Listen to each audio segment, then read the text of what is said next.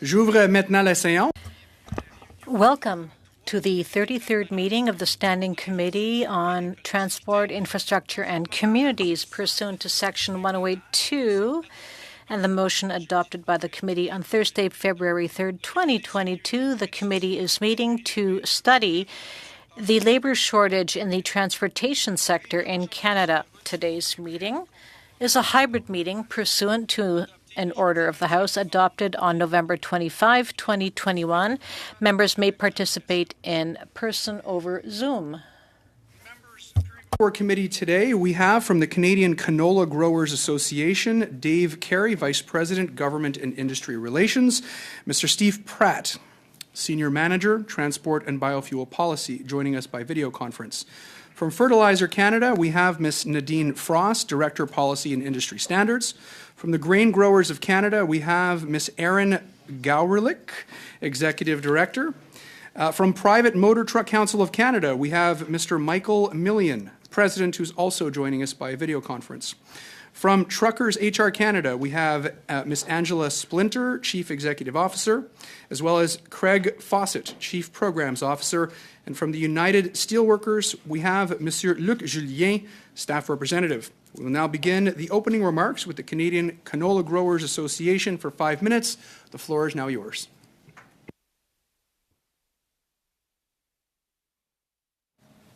Thank you for the invitation to be here today. I'm joined virtually by my colleague Steve Pratt, Senior Manager, Transportation and Biofuel Policy. CCGA is a national organization representing Canada's 43,000 canola farmers on issues and policies that impact on-farm profitability. Canada produces on average 20 million of tons and exports over 90% of this in three forms: seed, oil, and meal. These products are exported to more than 50 countries, and in 2021, canola exports were worth $13.7 billion. Canada is the world's largest producer and exporter of canola, and our industry supports 207,000 Canadian jobs and contributes $29.9 billion to the Canadian economy annually. Transportation of grain is one of several commercial elements that directly affects the prices offered to farmers. When issues arise in the supply chain, the prices farmers receive for their grain crop can drop, even at times where commodity prices may be high in the global marketplace. In periods of prolonged rail disruptions, the worst case scenario is that space in grain elevators becomes full and grain companies stop buying grain and accepting deliveries from farmers. This can occur even when a farmer has an existing contract for delivery, potentially straining their ability to cash flow their operations. Today's grain supply chain is predicated on having the right grain in the right place at the right time. There are a lot of moving parts in this complex system, and labor is the fundamental factor for success. Turning to the specific question of what are the anticipated labor shortages in the Canadian transportation sector? As noted, the grain handling and transportation system is a multi-actor, complex logistics system that involves trucks, inland collection points, railways, port terminals, and marine vessels. All are required to move canola from the prairies where it is grown to international customers where it is wanted. In such a complex system, in any given year, there will inevitably be incidents and events that negatively impact the fluidity and on-time execution of the supply chain. Weather, infrastructure damage, and other unforeseen events are often outside the influence of our control. One element we do, broadly speaking, have control over is labor agreements in organized work environments. In the grain sector, there's been a relatively lengthy run of labor stability with organized workplaces, namely at port terminals.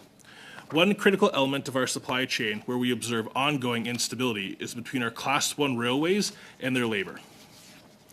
Most recently, in March of 2022, we saw one Canadian Class 1 railway approach the brink of labor action with one of their labor groups. Ultimately, a shutdown was avoided at the 11th hour, but there are still ramifications for supply chain fluidity with even the threat of labor action. In advance of labor deadlines, the railways began curtailing operations, sending a wave of logistical disruptions and delays back to the supply chain. In November 2019, another Class 1 railway did have labor action that affected operations for a full week, with effects reverberating on for months after. Given the geopolitical situation in the world and the early signs of a strong 2022 harvest in Canada, several agricultural groups launched the Canada's Ready campaign this summer to raise awareness of the need to reliably get Canada's canola and other grains to customers around the world. One tenet of that was for government to establish an industry-government labor council, effectively to track the progress of the collective agreement negotiations. For example, there are 12 CN and CP rail labor agreements that will or have expired in 2022 alone. The recently released Federal Supply Chain Task Force report clearly notes this is a strategic issue and recommends the Minister of Labour convene such a body. As parliamentarians on this committee, I would ask you to consider these labour issues from the lens of our international customers and competitors. In Canada, we have enough risk to our supply chains from natural causes in any given year. Ones of our own making must be avoided. We want to produce more, grow our exports, and drive our economy's growth. The labour needed to get our products from farm gate to export position is critical. Canola travels an average of 1,500 kilometres by rail from farmers' gates to Tidewater. Labour to management issues naturally reside between those parties. It is a tenuous balancing act that is enshrined in law and evolving jurisprudence. It is not our intention as a farm group to suggest a solution for these issues, rather to highlight the second and third order effects when railway labour issues arise. Looking forward, we clearly see further rising demand for our agriculture products, both domestically and internationally. At the end of the day, farmers will not be able to capitalize on the opportunities from increasing demand or trade agreements without a reliable rail system that grain shippers and our global customers have confidence in. Thank you. Very much, Mr. Carey. Next, we have Ms. Frost. Ms. Frost, you have 5 minutes for your opening remarks. The floor is yours. Thank you so much. Good afternoon, everyone. Appreciate the opportunity to appear before committee today. My name is Nadine Frost, here with Fertilizer Canada. If you're not familiar, Fertilizer Canada is the National Industry Association. We represent manufacturers, distributors, and retail fertilizer companies across Canada. And this is really the backbone of Canada's agri-food economy. In the fertilizer sector, we contribute approximately $24 billion annually to Canada's economic activity, and our industry facilities support the employment of over 76,000 individuals. I want to speak first more generally about the importance of fertilizer transportation within Canada before moving on to some of the specific challenges that we see currently and anticipated with labor shortages impacting the fertilizer supply chain and transportation in our industry.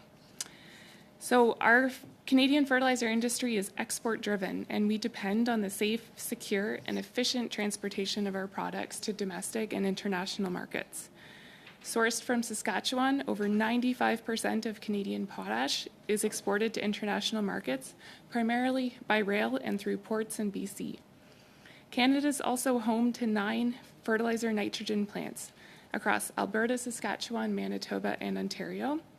And approximately 45% of this nitrogen fertilizer manufactured in Canada is exported into the United States. Across all modes, over 36 million metric tons of fertilizer is transported in Canada each year, representing 63 billion ton kilometers of transportation activity. Our industry is primarily reliant on railways to move these volumes of fertilizer, and our products are one of the most high-volume commodities shipped by rail in Canada. Across the rail sector, there have been many service issues experienced by Canada's fertilizer companies, and many of these are related to crew availability and labor. This means our sector has little to no redundancy in the labor and capacity to manage situations that are not business as usual in the rail sector. Fertilizer movement to agriculture markets is a highly integrated system. While 75% of fertilizer by volume is moved by rail, our member companies also depend on trucking to move our products through the final leg of the journey, from distribution to retail and ultimately to farm gate. The peak volumes of fertilizer transported by truck are in the months of March through May, leading into the spring fertilizer application seasons. Supply chain disruptions pose a serious challenge to our industry and to food security, both in Canada and in the export markets that rely on Canadian fertilizers or Canadian-grown foods. For Canada's farmers, purchasing and applying fertilizer is a highly time-sensitive process, and during critical fertilizer application windows, primarily in the spring and fall, these periods largely determine the course of a farmer's harvest, and delay or disruption in access to fertilizer products during these times, even by a few days or a few weeks, can impact the essential products that our farmers need to grow food within Canada and around the world. Hence, labor shortages that impede a farmer's ability to access fertilizer inputs or to ship the food they produce will have long-term and do have long-term consequences in terms of cost to farmers and harm to domestic and international food security. The trucking industries in Canada and the US, I think it's well known that they're facing critical labor shortages, and these have a severe impact on the ability of the trucking industry to meet the needs of shippers like fertilizer companies. A key issue is the reduction in the number of younger individuals entering the sector. This has disproportionately impacted the trucking industry that experiences an aging workforce. And a lack of new entrants in this sector could mean that there's very limited future capacity to move goods by truck, which impact the entire supply chain. And further, the movement of some fertilizer products, such as anhydrous ammonia, requires specialized training with regards to transportation of dangerous goods. As has been mentioned, and an urgent call to action in the recent National Supply Chain Task Force report, Canada must address the transportation supply chain labor shortage. And we call on the government in Canada to act on this task force recommendation and deliver a national supply chain strategy that can address the chronic labor shortages that are being seen and are anticipated in the transportation sector. Through this, we hope that will ensure supply chains have built-in redundancy and be more resilient to changes in the labor markets. So thanks again for the opportunity to provide remarks on behalf of Fertilizer Canada. Thank you very much, Ms. Frost. Next, we have Ms. Gawryluk. Ms. Gawryluk, the floor is yours for your opening remarks. You have 5 minutes. Thank you, Mr. Chair and committee members, for the opportunity to present to you today on this topic of importance to the farmers that our association represents. My name is Erin Gawryluk, and I'm the Executive Director with the Grain Growers of Canada, a national advocacy association that represents the interests of 65,000 grain, pulse, and oilseed farmers in every province across the country. Depending on the commodity, approximately 80% of the grain we grow in Canada is destined for international markets. As the 5th largest agri-food producer in the world, Canada's agriculture and agri-food sector offers some of the highest economic growth potential in this country. Canadian agriculture is a national success story both in terms of productivity and growth. As a key driver of our economy, agriculture and agri-food contributes $142 billion, or 6.7%, to Canada's GDP annually. We employ about 2.3 million people across the country. According to the final report that was released earlier this month by the National Supply Chain Task Force, Canada's standard of living is directly connected to our success in international trade and is therefore connected to our transportation system's performance. Canada's transportation system is critical to the agriculture sector. Farmers depend on these lines of transportation to receive critical inputs like fertilizer and deliver products to market. With global supply chain shortages and increased geopolitical risk, Harvest 2022 is the most important harvest in a generation.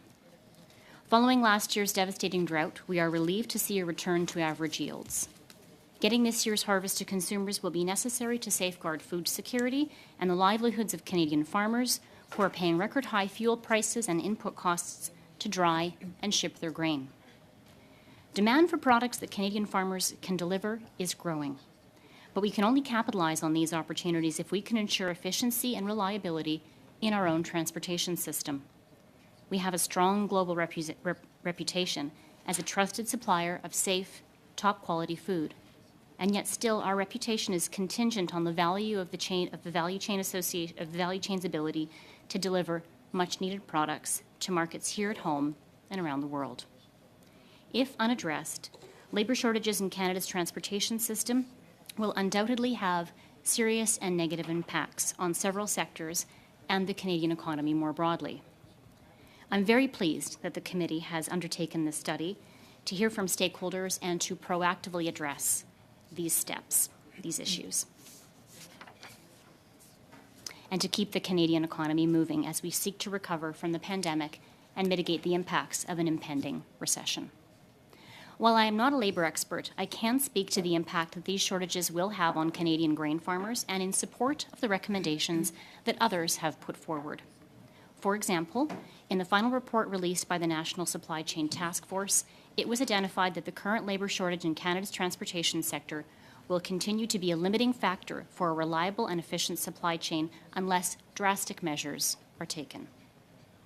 The task force called on the federal government to address Canada's labour shortage without delay and recommended that the following actions be taken: develop a transportation supply chain labour strategy, expand existing programs and examine ways to attract more underrepresented groups to the sector, expand the temporary foreign worker program as it applies to workers in the transportation supply chain, expedite refugee and immigration processing for individuals who have experience in or would be eligible to work for transportation supply chain related businesses.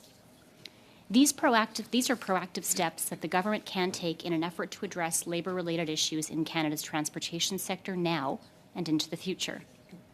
We also have to find a way to build more reliability and resiliency into the system and find a way to reduce and ultimately eliminate the number of service action-related interruptions that Mr. Carey referred to. The report goes on to confirm something that our members are acutely aware of, and that is the damaging effects that these work stoppages have on the national economy, people's livelihoods, and ultimately, Canada's international reputation as a reliable shipper.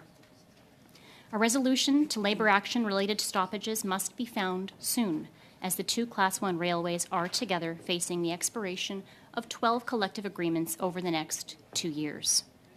And while GGC has long been advocating for the use of binding arbitration and back-to-work legislation as tools to ensure that negotiations between unions and railway management are never allowed to affect service delivery, it is clear that a more robust strategy is required. As such, we support the recommendation also included in the task force report, which would see the formation of a council of experts under the Minister of Labour working together to, and I quote, develop a new collaborative labour relations paradigm that would reduce the likelihood of strikes, threat of strikes, or lockouts that risk the operation or fluidity of the national supply chain. I'm grateful to have had the opportunity to present alongside my colleagues here today and look forward to your questions. Thank you very much, Ms. Gawryluk. Next, we have Mr. Millian. Mr. Millian, the floor is yours for your 5-minute opening remarks. Good afternoon, committee members. The PMTC would like to thank the Government of Canada for putting this committee together, and we are very appreciative of the invitation to address the group on the shortages we are facing in today's trucking sector. While there are shortages across the board in many fields in the transportation sector, for today's purposes, I will concentrate on the position of the professional Canadian truck driver. The Canadian trucking industry is crucial to our economy. According to Statistics Canada, trucks move more than 70% of the freight value in Canada, employs over 300,000 drivers, and generated $39.55 billion in revenue in 2018. These numbers show how vital the sector is to our economy, as well as the supply of the essential needs and services that Canadians require. While many people, I believe, understand that truck drivers deliver essential items such as food, water, clothing, and daily supplies for our households, I do believe society as a whole may not fully comprehend everything that truck drivers touch. Trucks deliver blood and medical supplies needed by hospitals, medicines and vaccines to our pharmacies and hospitals. They deliver heating fuels for our homes and businesses. They are needed to maintain and repair critical infrastructure such as hydro networks, telecommunications, and roads. These are just a few items, but it is safe to say almost everything we need or want at some point in time is on a truck, or the service is delivered by a truck and delivered by a professional driver. The labor shortages we are currently facing endangers our economic recovery, as well as the current and future supply of these goods and services. A recent LMI report by Trucking HR Canada highlights the current deepening shortage. As of the end of June, there are 28,210 job vacancies in Canada. This means we have over 28,000 trucks sitting idle as a result of no one being able to fill the seat.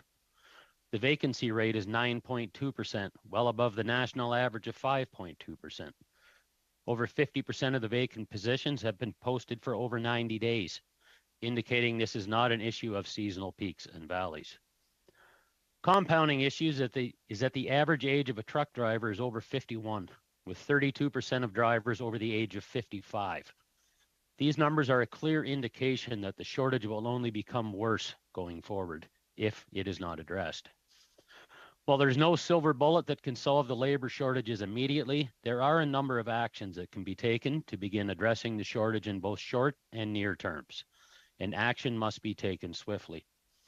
While we know the labor shortage is a countrywide issue and the industry is competing with many other fields for labor, We must act to prioritize the position of the truck driver to ensure our fragile supply chain can supply our nation's essential services and goods while continuing to support the rebuilding of our economy. Some of the priority items that the PMTC would like to see implemented. Funding needs to be opened up for training. Unfortunately, the position of a truck driver has not yet been classified as a skilled trade, which means obtaining grants and student loans is not an option for most. With the introduction of mandatory entry-level training across the country, the cost of a training program for a Class 1 driver is in excess of $8,000, which is a barrier to many interested individuals who would like to enter the industry. We need an increased and consistent funding model available to help people enter the industry. One of the solutions that can be acted on quickly, as identified in the National Supply Chain Task Force report, is the expansion of Trucking HR Canada's Career Expressway program. As a signatory in support of this program, we are in complete agreement with the task force on this recommendation. We would also like to see work continue to be done to elevate the position of truck driver to that of a skilled trade. We also need to continue to support and increase access to temporary foreign workers for the position of truck driver, with the goal being a pathway to permanent residency. This program is important as immigration is required to fill labor shortages. Just as crucial, however, though, is to ensure the program has proper oversight. We must ensure only companies who have proven safety records, written policies and procedures, formal initial and ongoing training, and abide by proper labor standards are properly assessed, so the employer who wishes to bring the worker in, if the program is to provide a long-term solution to the industry and not endanger road safety at the same time. A Globe and Mail investigation report showed in 2019 if oversight is not properly done, the consequences can be severe. We also need to reopen the fast processing centers of the Canadian side of the border. These centers were closed in March of 2020 in response to COVID-19. The centers have been reopened on the U.S. side of the border, but the ones in the Canadian side of the border remain closed with no opening time announced. We also need to find a way to expedite current processing times, as there's a backlog of 10,500 drivers waiting to have their interview completed. 10 seconds, please, Mr. Millian.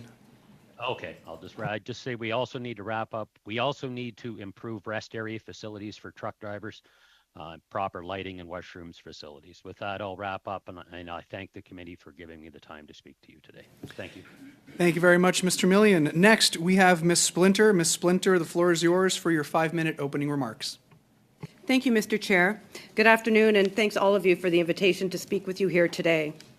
Trucking HR Canada is a national not-for-profit organization that works collaboratively with stakeholders in commercial transportation, public policy, training, and economic analysis, ensuring Canada's freight transportation network has the skilled workforce it needs to meet growing demand.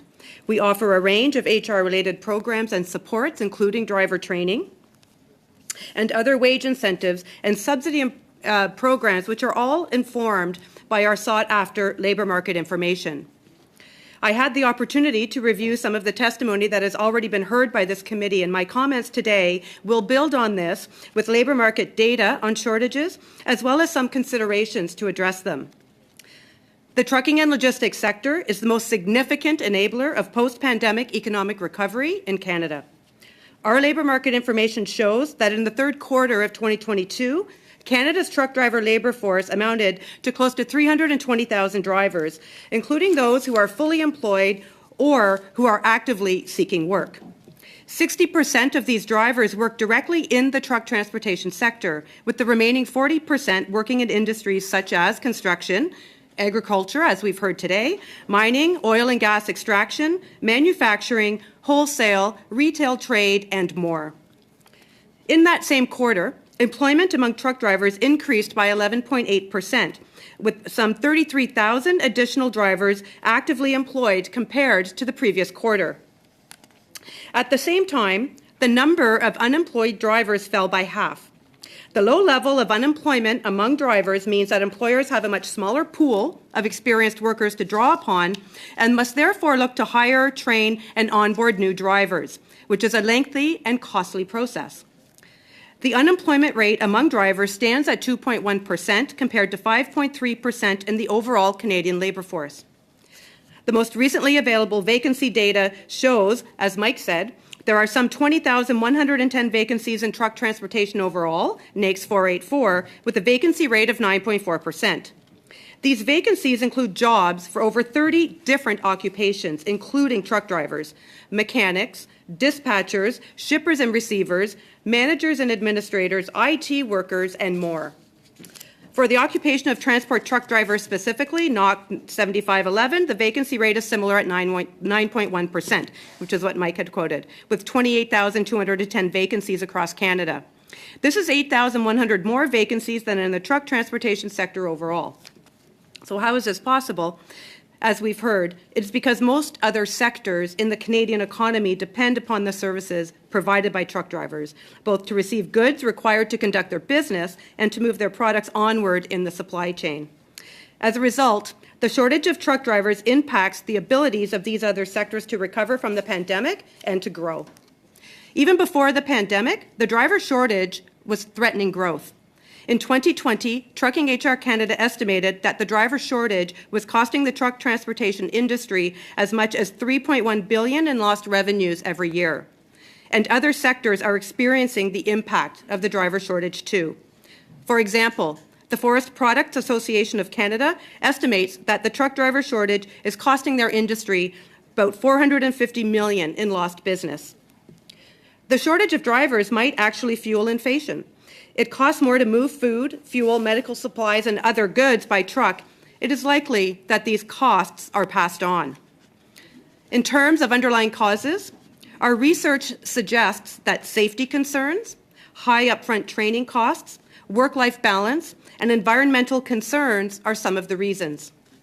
Retirements are a factor, as we've heard, with 35% of our truck drivers being 55 or older, compared to 22% in all sectors. Our industry also has some of the lowest representation of women and youth, each group accounting for under 4% of our truck drivers. So, what are some considerations to help address this? One, our driver training subsidies and wage incentives are helping get more young people in the sector and helping employers with onboarding and employment readiness. Here, we need access to more of these programs. Two, we need to better bridge the gap between entry-level training and employment readiness. Trucking HR Canada currently has a proposal into the federal government to support this. Three, we see a need to develop tools to equip employers in the recruitment and retention of a diverse and inclusive workforce. Four, we see a need to better support and educate our federally regulated employers with increasingly prescriptive Canada Labour Code compliance requirements. Five, we need to continue with our labour market information to support evidence-based decisions by employers, career seekers, as well as inform government policy and skills training investments. Our truck driver shortage is real and worsening. The shortages amongst other key occupations is also worsening, all posing a threat to economic recovery. We need significant and immediate interventions to ensure we have the skilled workforce needed to support a growing, competitive, and sustainable supply chain. Thank you. Thank you very much, Ms. Splinter. Prochaine. Merci beaucoup. We now have Mr. Julien. You have the floor for 5 minutes. Thank you very much, and thank you to committee members for the invitation. My name is Luc Julien. I am the union representative responsible for negotiations for the Montreal Airport screening officers, over 900 officers. I'm also a member of the Eastern Canada Screening Officers Negotiating Committee, representing 26 airports in Quebec and the Maritimes, or close to 2,000 officers. We are currently in a state of negotiation. My organization, USW Metallo, represents screening officers at over 42 airports across Canada. The labour shortage is real and worrisome. Last summer, there was a shortage of officers across Canada, particularly in Quebec and the Maritimes, Halifax and Newfoundland. The situation was so dire that some officers had to be transferred to other airports, such as those in Halifax who were sent to work in Quebec City. And now there are still many agents missing in various airports, including about 100 in Montreal. This issue is still in the news because the problem still hasn't been resolved. So The reason for this, as far as we're concerned, is because the Canadian government is underfunding the situation. There is a shortage of these agents, of these officers. The Canadian government gives CATSA the responsibility of managing Canadian airports.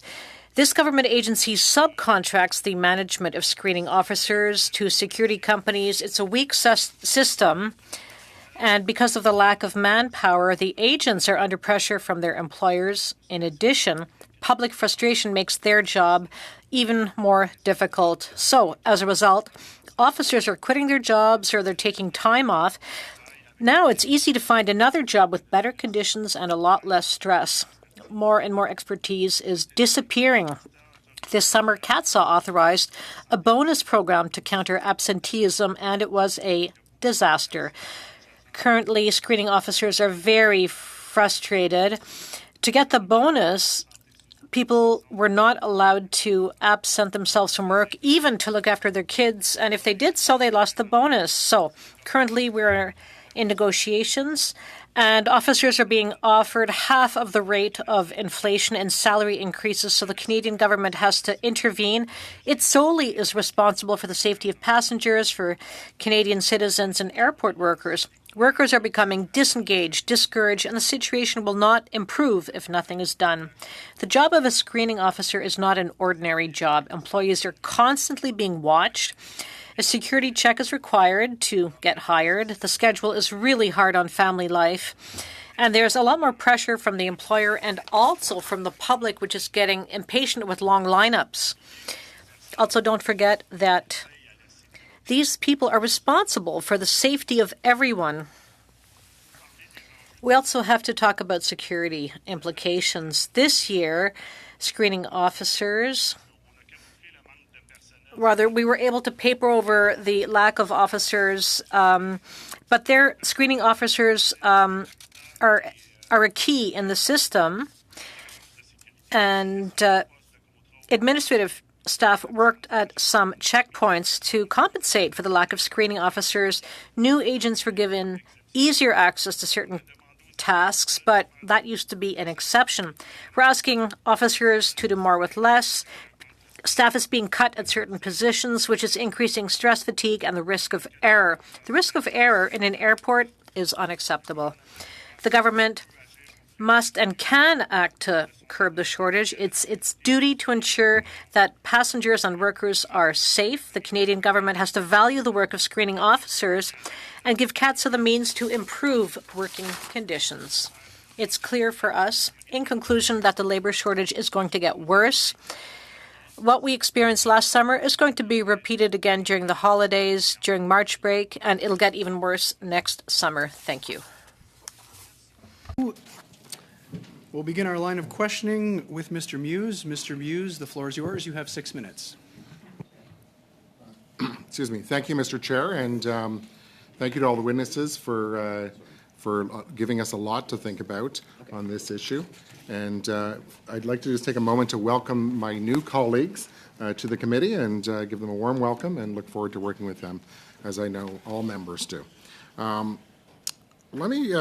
the last meeting, we heard about 30,000 vacancies in truck drivers, and we've heard the figure 21,210, so we can split the difference, I suppose. But the projection that was going to grow to a shortage of 50,000 truck drivers over the course of the next few years. And so my question is and maybe to Ms. Splinter and to Mr.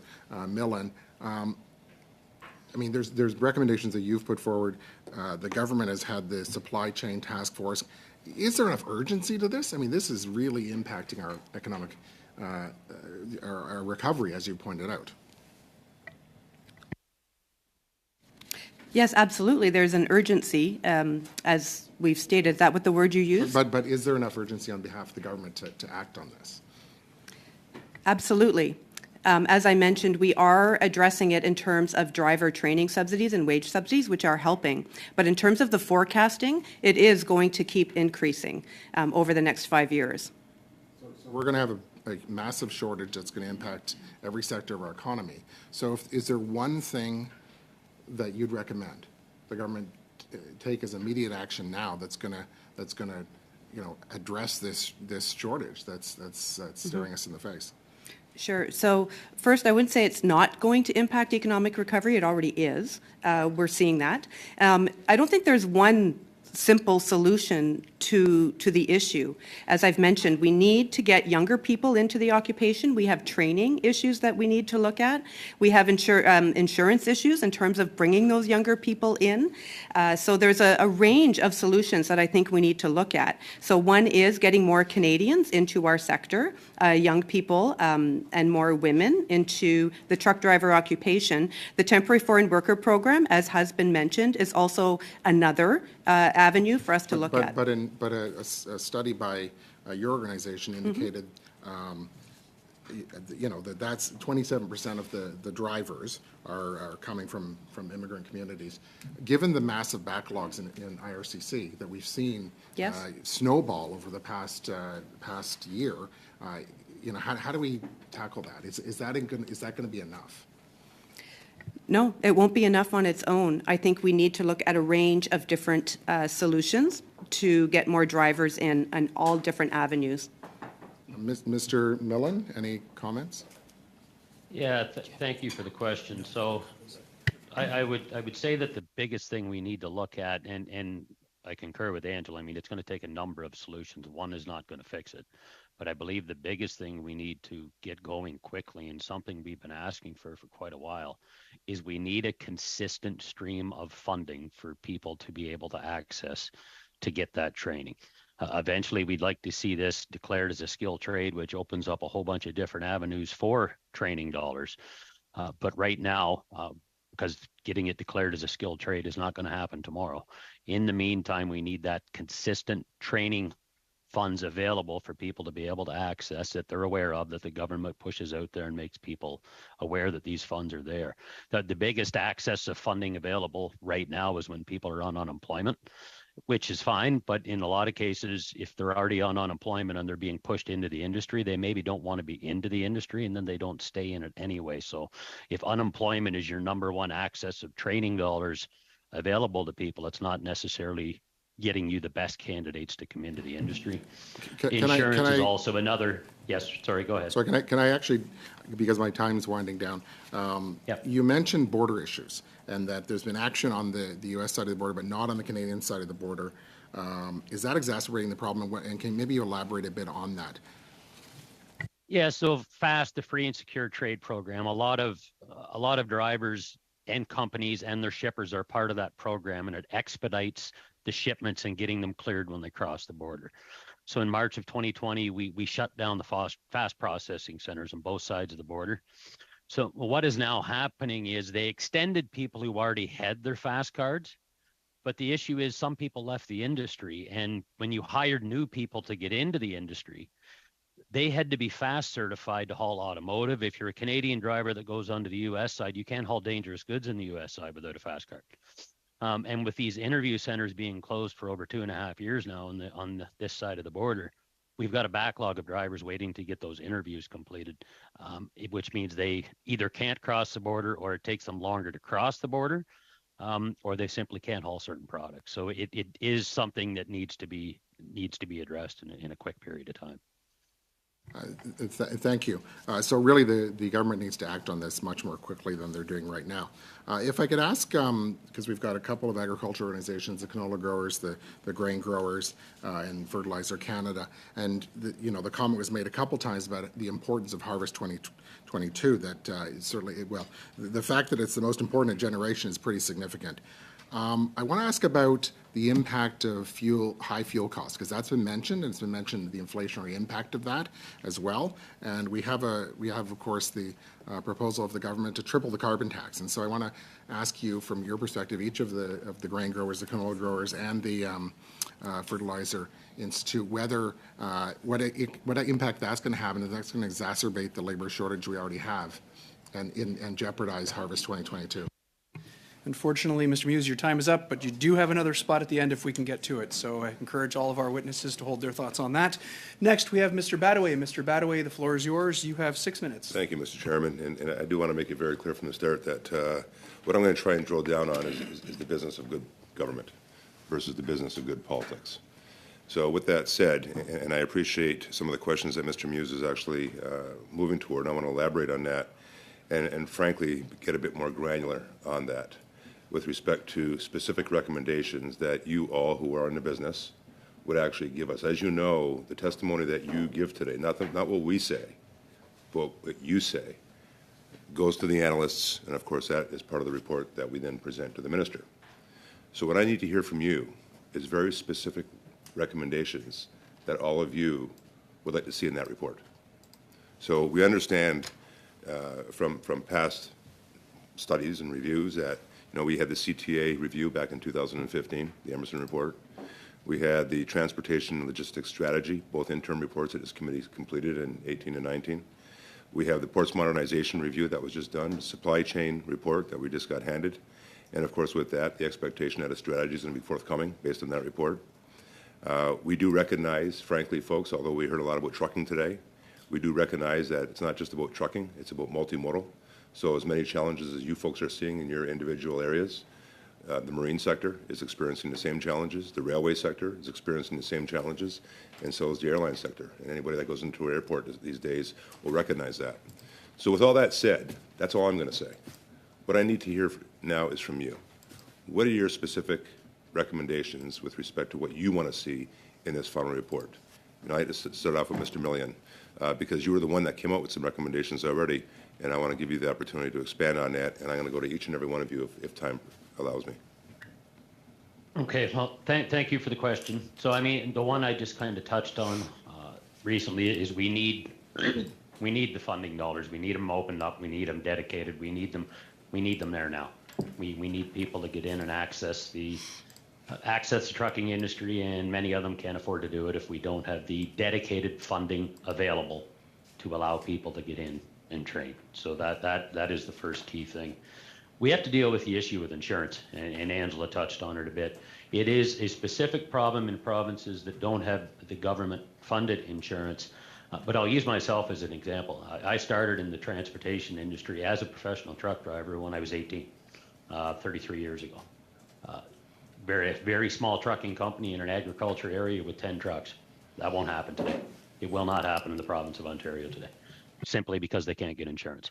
So a lot of these individuals are getting trained, in some cases, to work for a small family operation, and then they can't get insured to work for that family operation, and they end up having to go to a big carrier and move into long haul. Well, that's great. Not everybody wants to do long haul, and we're losing those candidates at the start. And if we wait until they're 25, 26, 27 years old, well, they've already made a career choice. So we need to be able to give them access to this industry at 18, and many of them are going to do it through family businesses.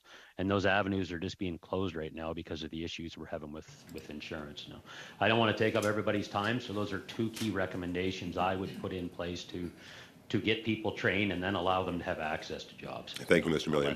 Mr. Carey. Thank you. Yeah, I think the first would be the establishment of an industry government labor council, as indicated in the report, with strong representation from agriculture.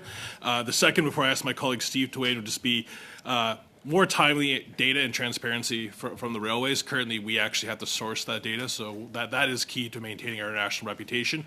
Maybe Steve Pratt, our rail expert, would have one more. No, I think that's you've hit the major ones there, Dave. Thank you. Ms. Garlick. Your microphone, Ms. Garlick. There we go. To build on Mr. Carey's comments, I would suggest that the formation of the Council of Experts under the Minister of Labour is a key priority for our sector, and strong representation from the agriculture sector as part of that council. And I would suggest that the agriculture sector more broadly does support the recommendations that were outlined in the task force report, and I think these recommendations should be taken seriously and they should be acted upon with a sense of urgency. Thank you. Ms. Blunder.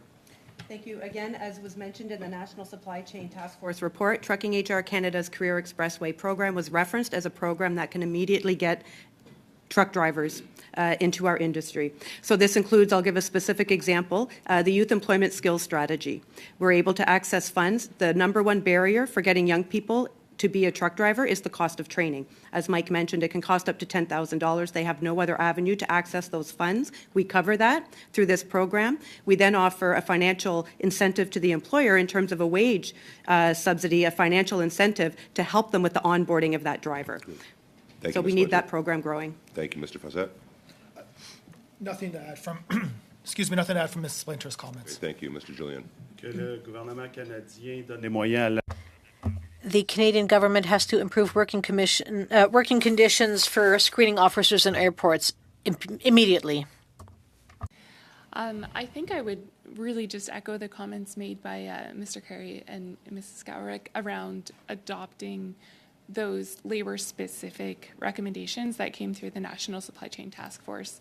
There's a lot of work that went into that report, but it doesn't go anywhere unless that's adopted and delivered as a strategy. So I think ensuring that at the Minister of Transport's level and throughout the recommendations that those are really upheld, especially the urgency and immediacy of some of these issues, recognizing that labor is something that's not an anticipated challenge, is already a challenge that's anticipated to get more severe. Thank you, Ms. Frost. Thank you all, and thank you for your testimony. Thank you, Mr. Chairman. Thank you, Mr. Badaway. Prochainement, nous avons Mr. Barcelou-Duval. Mr. Barcelou-Duval, you have 6 minutes. Thank you, Mr. Chairman. I'll begin with Luc Julien from the Steelworkers.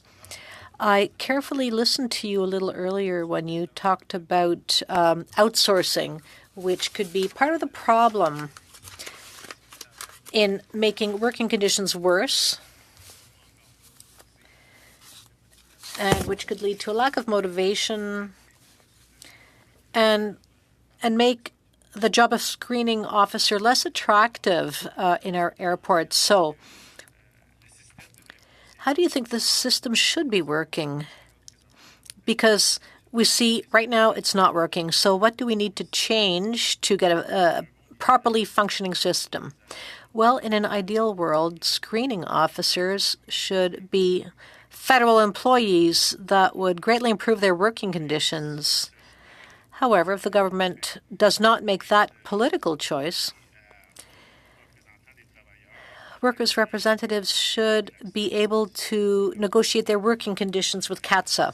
As it now stands, we've negotiated with subcontractors, and the subcontractors turn around and talk with CATSA. And I think that this is a bad thing because we cannot negotiate directly with CATSA. We can only negotiate with the subcontractors, and that undermines working conditions for screening officers. Are screening officers unionized or not? As far as I know, they're all unionized, but with different unions. So that could also be an issue. You've got many unions, if I understand correctly, who have to negotiate with their employer, which is not CATSA, because CATSA subcontracts the work, which kind of makes it impossible to get a dialogue between the workers and CATSA. Absolutely. And another thing is that there are 3 agencies which hire security officers, and this makes it even more complicated. However, this year we were able to work out a deal at 26 airports. That was in the east, but there are 42 airports in Canada where we have workers. But it's really complicated because there are different employers in different places, and we're always negotiating with the subcontractors. Is there a big difference, a big gap between working conditions from one agency to the other, from one airport to the other? Could this affect how the work is being done? Well, actually, the issue here is the power disparity of the subcontractors. Clearly, at bigger airports, salaries are higher. But you'll understand that if you work in Montreal, there's a lot of competition for workers.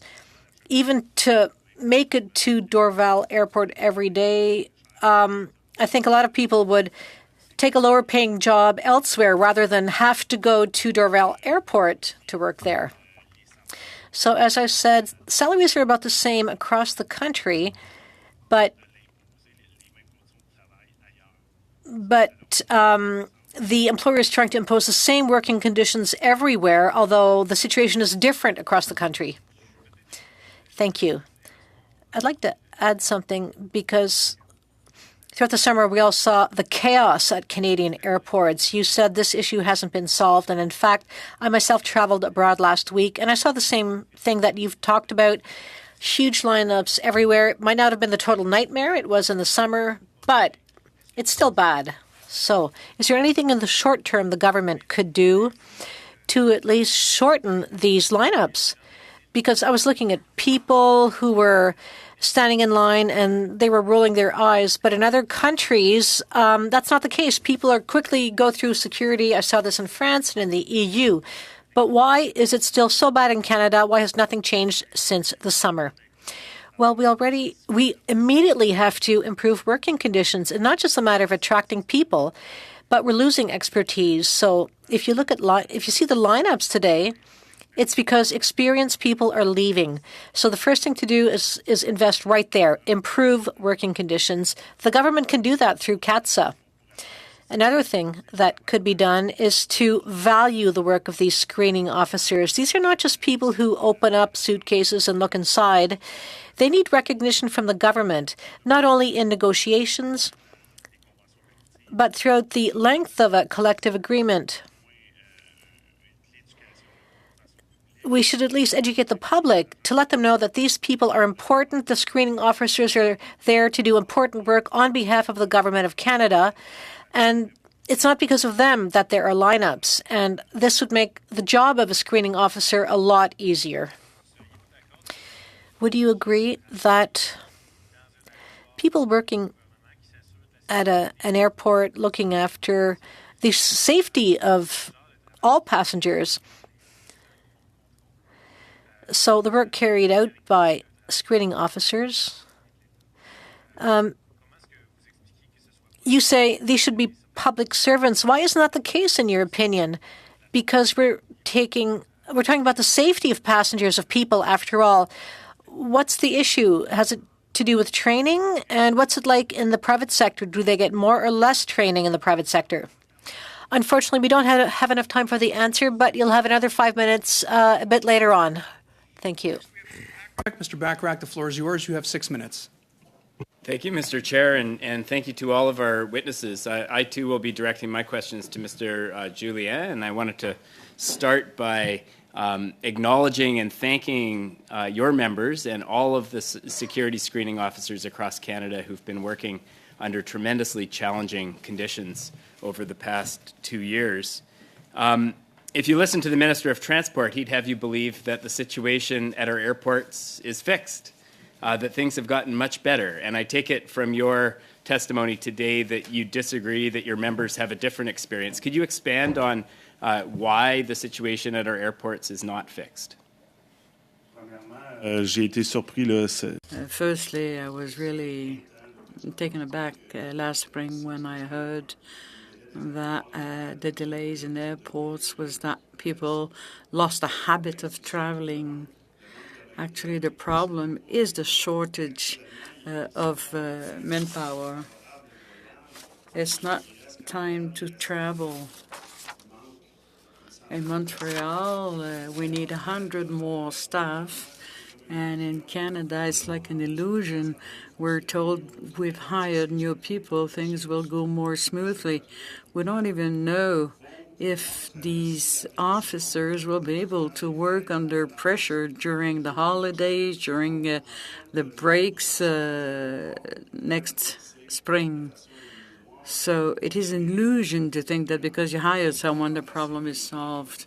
We can't replace people who have no experience. We have a lot of experience. Some who were there before had 5 or 10 years experience. So if nothing is done, the problem will worsen over the years because people that we're replacing, we're talking about people who had a lot of experience and could work more efficiently. Then these will be gone and we'll end up with these new workers. It is an illusion to think that this will solve the problem. Things I've heard from security officers is that the job of being a security screener used to be a very attractive airport career, and that over time that picture has changed. and that now there are other jobs at the airport that are more attractive and that involve fewer of the stresses that you mentioned earlier. Is that something that your workers tell you? Is this something your members have expressed? Oui, effectivement. Yes, indeed, competition for qualified staff is very strong. If you have to work 7 days a week with a less interesting salary, with a public that often is impatient when they're in line, you also have to be observed all the time, tested all the time. If there's a mistake, there can be some serious consequences for everyone. So the person is increasingly working under stress. And if you add to that the labor shortage, the person is afraid to make a mistake. Even for comparable salaries, some people are leaving because it's easier for them to work somewhere else, Monday to Friday, without having to be checked every minute. So we're competing not only with the airport market, but also with other good jobs elsewhere. Our people are skilled. So obviously employers are looking for them. They're coming to fetch them, to get them. And then we have to start the whole training cycle. So it's very worrisome for us. Let's not forget that the screening officers make sure that Canadians are safe. It is a political decision, according to me. Will they give priority to the screening officers before there are some unfortunate events? I'm not saying that there will be any. But if it's underfinanced and if we're trying to go faster, well, there's a greater chance that there'd be some unfortunate events. Provided, I believe, $300 million to CATSA to support the agency through the pandemic. CATSA turned around and used part of that money for the summer attendance incentive program that you mentioned. Other countries around the world have taken different approaches when it comes to the situation at their airports.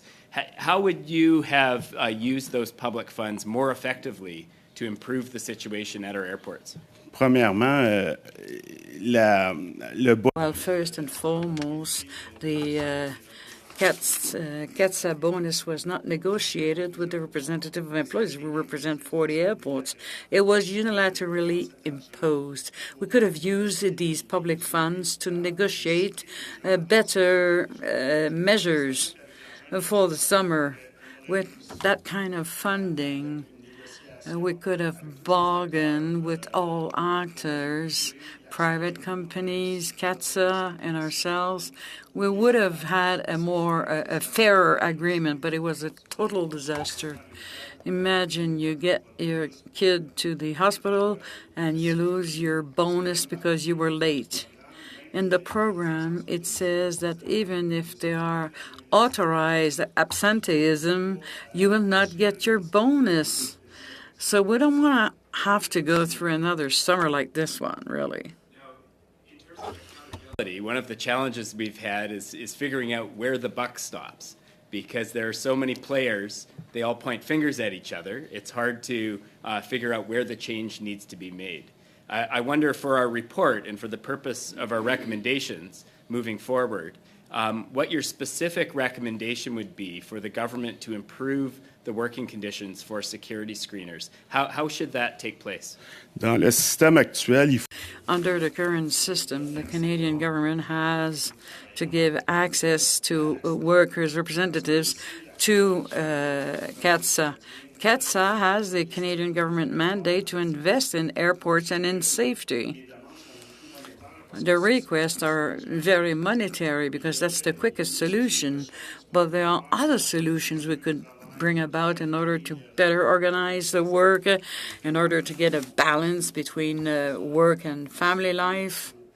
But currently, we're dealing with agencies who have a mandate from CATSA. So the Canadian government must give CATSA the tools it needs for bargaining, good collective agreements, and then they have to rehaul the working conditions and the working environment. These people are so useful to our economy. We have Mr. Strahl, and before you begin, Mr. Strahl, I welcome you to Transport Committee for the first time. The floor is yours. You have 5 minutes. Okay, thank you. I'll jump right into it. I'll just say last fall in November, my communities of Chilliwack and Hope discovered very quickly after our floods and mudslides the value of the supply chain and the trucking industry and drain traffic and everything when we found our shelves and gas stations completely empty within a couple of days. You don't realize how much material, how much you rely on that supply chain until it's completely taken away from you. So we thank everyone for everything they do to supply those communities behind the scenes. And we've heard a bit here about how this is not. I think part of the problem is that the trucking sector is not seen as a priority. It's kind of a I think there's a bit of a stigma around it, quite frankly, and people are not encouraged to seek it out, even though, as we've heard, there's going to be jobs for someone who went into that sector would have good employment for the rest of their career should they choose to do it. So I wanted to ask Mr. Millian, you said that we need to declare drivers to be professional drivers to be a skilled trade. Who needs to make that declaration? Is it a federal government or is it provincial institutions? What is the body that needs to make that declaration so that more funding or more opportunities can be opened up for professional drivers? Who needs to make that declaration? Yeah, so I'll attempt to answer it, and then if I get something wrong, I'll let Angela Splinter and Trucking HR Canada jump in, who is this is kind of one of their areas of main skill. But I believe it's the provinces, and you have a knock code that's put together. So the feds can do it, but then the provinces also have to do it. And what we've always seen is if you have a program that it affects people that's coast to coast, even if it's the provinces that eventually have to implement it, it's always better if we can get the federal government and all the provinces working together on a committee to put codes in place that'll allow this to be done on a consistent basis no matter where you are in the country. It's almost like you consider it a red seal trade like you have for mechanics, those types of things where you do an apprenticeship type model. But okay, and would I be correct that it would be a similar issue with the insurance situation that you brought up, that would also be a provincially, there'd be federal provincial interest there as well, that the provinces would need to be a part of that? Well, yeah, the insurance, and they have been working on some solutions for it. The insurance is a private business in a lot of provinces, is where it becomes a real issue, right? Like if we have government-funded insurance like you have in, Saskatchewan, Manitoba, BC, it's not quite as much of an issue, but when you have it in the other markets where it's highly competitive and it gets quite litigious, it becomes an issue because I understand the insurance company's point of view too. They're not a business to lose money. Right. But then it's affecting our sector to the point where it's almost impossible to get somebody young into the industry. Right. And we see the fact that our workforce continues to age and age and age. Well, if the new drivers coming in are already 40 and 50 years old, it's not doing much to bring that average age of our workforce down. Right. And I will shift people to be able to get into it when they're young. Sorry. Right. No problem. I will go to Ms. Splinter now. Just on that issue, I think there's driver training, and then there's you look at the job posting and they want 2 years driving experience or 5 years experience or experience in, driving through the mountains in the snow and all that kind of stuff. So how do you bridge that gap between getting someone their class 1 and getting them a job that's going to solve some of the problems that we're talking about here today? It's not just a ticket that is worthless. They can't get job experience if they can't get behind the wheel. How do we do that? Yeah, absolutely. Just getting your commercial driver's license does not mean you're ready to drive a 53-foot trailer down the highway. Mountain passes or not, or dangerous goods, period. You're not fully equipped. So we need to bridge that gap. So I would say, like to Mike's point, at the provincial level, there's entry-level training. What we're looking to do is get consistency at that occupational level training. So when a new driver comes into a fleet, they have their commercial driver's license, they need at least a couple of months with another trained driver to get them worthy. So what we need is consistency, and we need all stakeholders at the table. We need insurance at the table. Right. And to answer your question as to who decides when this gets recognized as a skilled occupation, I do believe it also has to come from the industry. We have to be a part of that solution too. We need to be able to have buy-in across the industry on what that occupational level standard looks like. That makes it a skilled trade. Thank you. Thank you very much, Ms. Splinter, and thank you very much, Mr. Strahl. Next, we have Mr. Chahal. Mr. Chahal, the floor is yours. You have 5 minutes. Thank you, Chair. Thank you for everybody new to the committee. Look forward to working with you, and thank you, everyone, for your testimony today. I'm going to start with questions regarding immigration.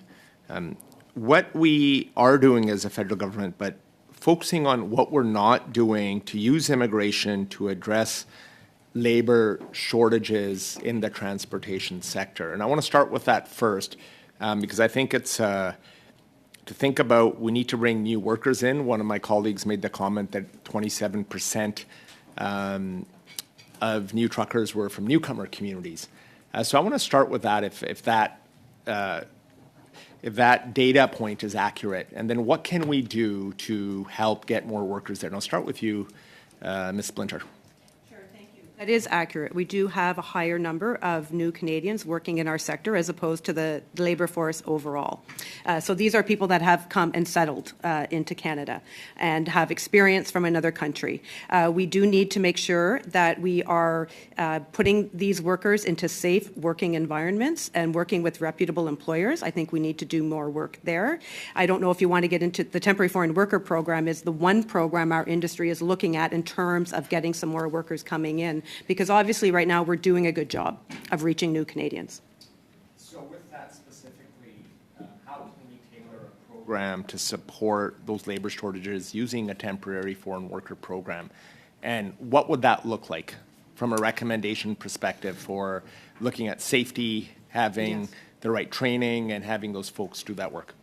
So right now, we actually did a report, I believe it was 2017, Craig might correct me on the year, in offering recommendations on what the temporary foreign worker program could do to better service our industry.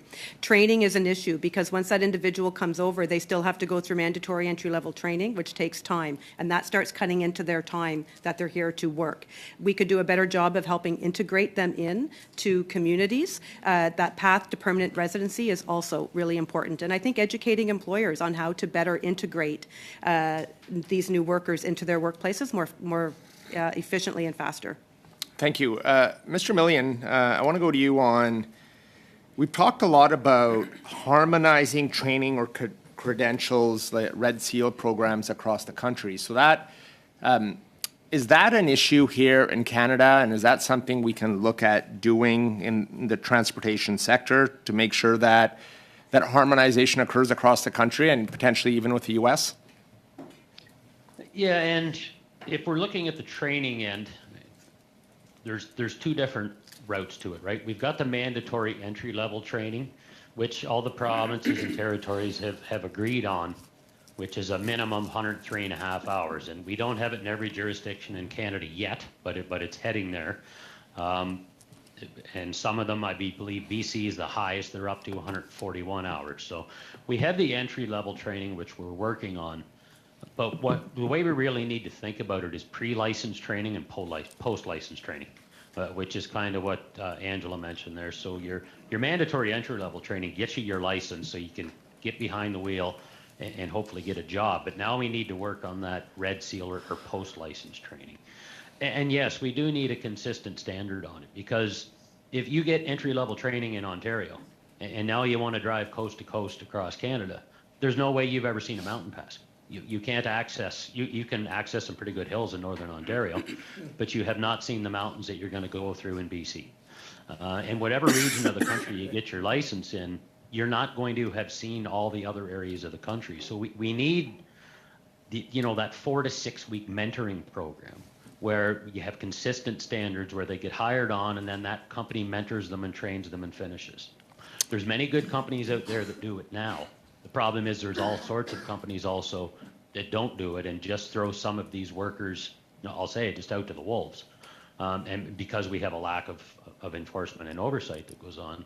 And we see it with the temporary foreign workers that come in as well. They get taken advantage of in some cases. We need these workers here, but we need them to be treated fairly by proper companies who do the proper training. And some of these individuals we bring over get taken advantage of as soon as they show up here. Then they're not properly trained. And then they don't help solve our shortage because they get disillusioned and leave the industry. So we have to make sure that the introduction to our country and this industry is proper, and that comes with consistent entry-level training and post-licensure. How do we deal with insurance, if that's an issue for industry across the country? Because it is provincial jurisdiction, there's different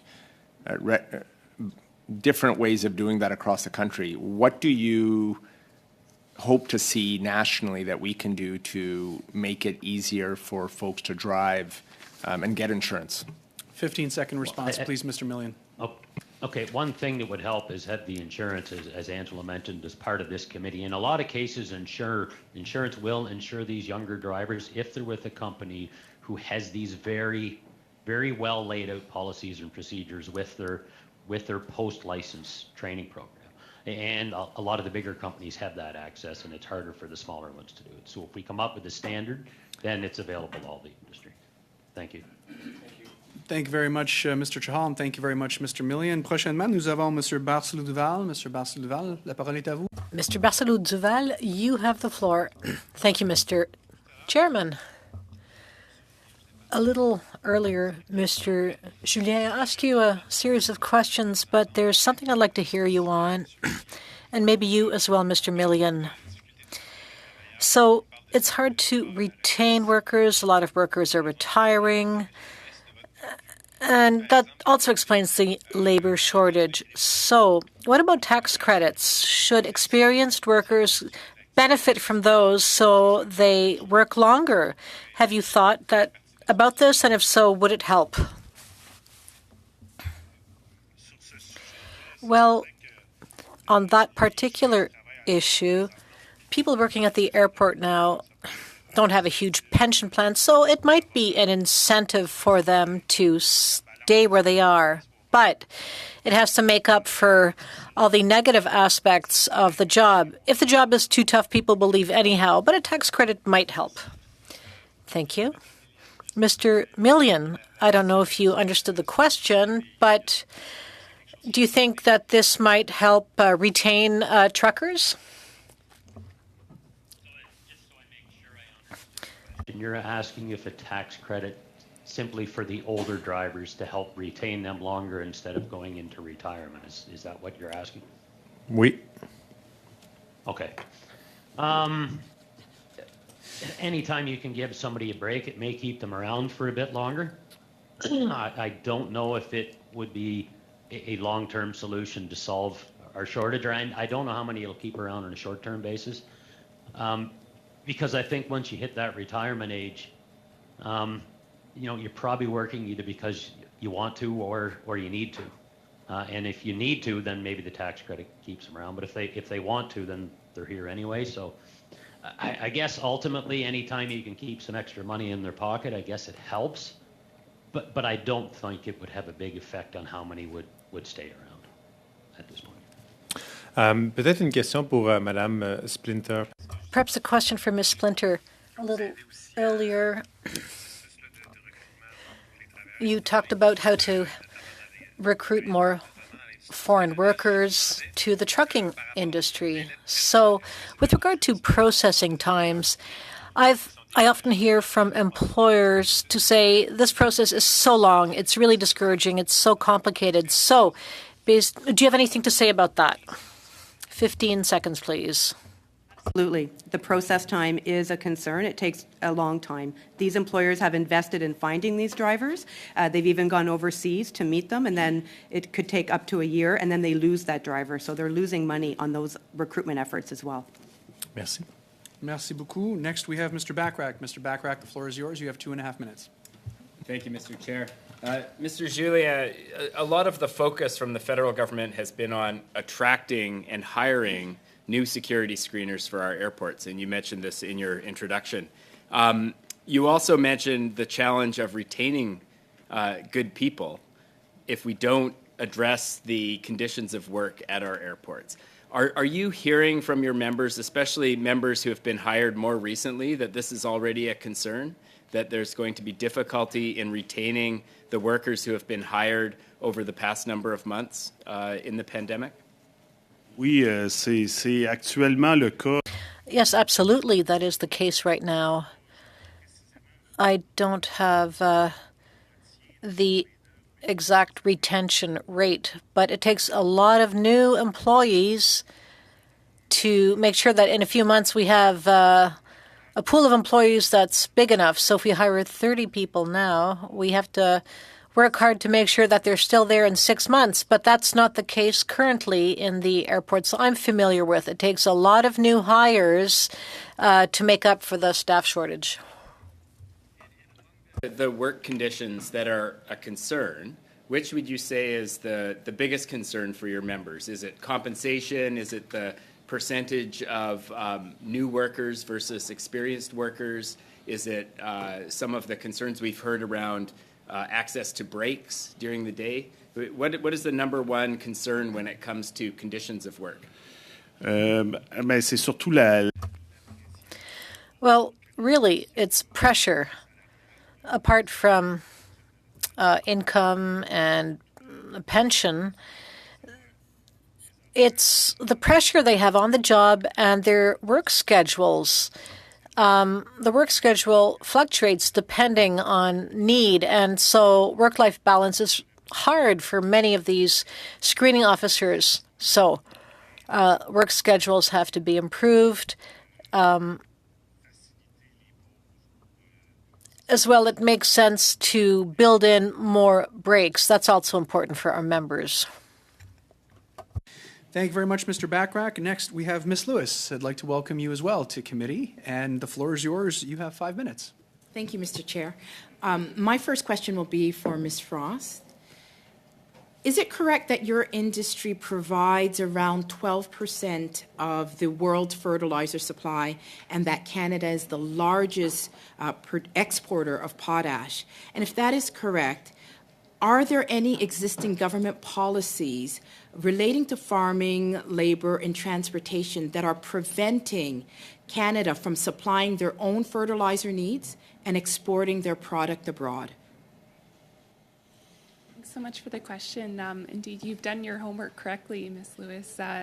Canada is a supplier, a major supplier globally of fertilizer, and it does account for 12% of the global supply.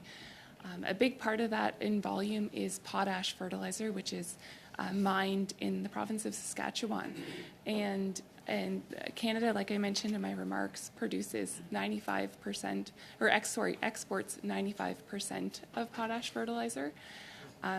We are the #1 exporter of potash fertilizer, and a lot of countries around the world depend on Canada for that as an important agricultural input. So with regards to the second part of your question, I think as it relates to the study this committee is working on, fertilizer doesn't do very much good in a warehouse. It needs to get into fields to be useful, and that's important and critical both for Canadian farmers, but also for the farmers around the world that depend on Canada as a supplier. And I think the reliability of our transportation network, a lot of which does depend on labor and access to labor, our industry is really dependent on that to be able to get these goods to market, both within Canada and around the world. So I appreciate your emphasis on the importance of that. And what would you say the financial impact on the fertilizer industry is for the inability to get your product to market? What is the financial loss that you would quantify if you were to estimate that? I don't think I have a single number for you because it really depends on the timing. Like I mentioned in my opening remarks, there's a couple critical windows in the spring and fall when fertilizer is applied each year. So if there's disruptions in the supply chain in the spring or fall or leading into those seasons, those have a disproportionately high impact from an economic perspective, but then also for the downstream users of our products. The export of fertilizer is a little bit more continuous. So in terms of impacts, so if there's a rail disruption, we can look at the numbers of days or weeks when that's impacting the ability for goods to be moved to export markets. And we've done analyses and assessments in the past when there's rail disruptions and supply disruptions. If there's a one-day labor strike that's impacting service at a Class 1 railway, that's not a one-day impact to those users of the railway. It's 1 to 2 weeks of disruptions, because I think as has been mentioned by some of the other experts here, the disruptions don't start the day a strike is called. It starts 2 weeks ahead of time when service is being curtailed and products are being pulled off the rails. So but there can be a significant financial impact. Absolutely, yes. So in terms of quantifying that, it's very dependent on the situation, but the financial impact of that could be huge. Thank you. And my next question is for Ms. Splinter.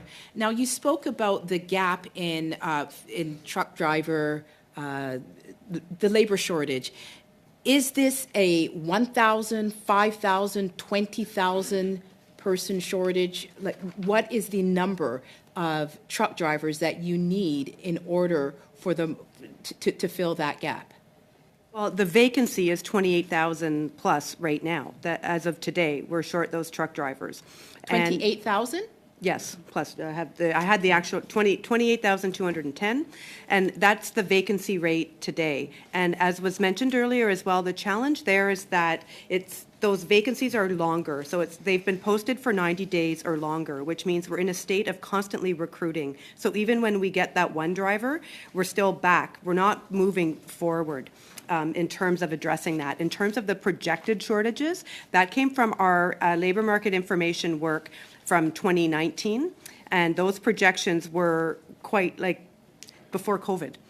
So now we are looking to update that information based on the census data, which will be coming out in November, so we can get a more accurate number. But Craig, you may have more to say in terms of some of the projections. I asked that question because we were talking about Sorry, anticipated Ms. Lewis, shortages. time's up, fortunately. Thank you, Ms. Splinter. Pardon? Fast 5 minutes. It was 5 minutes and 10 seconds. Goes quick, it does indeed. Mr. Iachino, you are next. The floor is yours. You have 5 minutes. Merci, Monsieur le Président. Je remercie les. Thank you, Mr. Chairman, and thank you to our witnesses for being here today. My first question is for Ms. Frost. To what extent will automation and technological advances play a role in helping to solve the problems faced due to the labor shortage?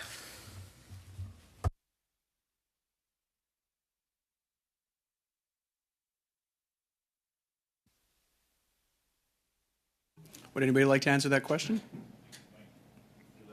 I addressed it to Mrs. Frost. The microphone's not on. The mic. Okay. Yeah, it's on. Thank you. It's on now. Sorry, it's just a delay with the microphone.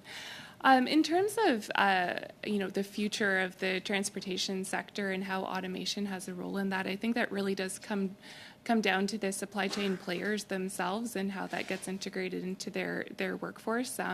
So I would really defer to the expertise of folks working within the trucking industries and within the rail industries.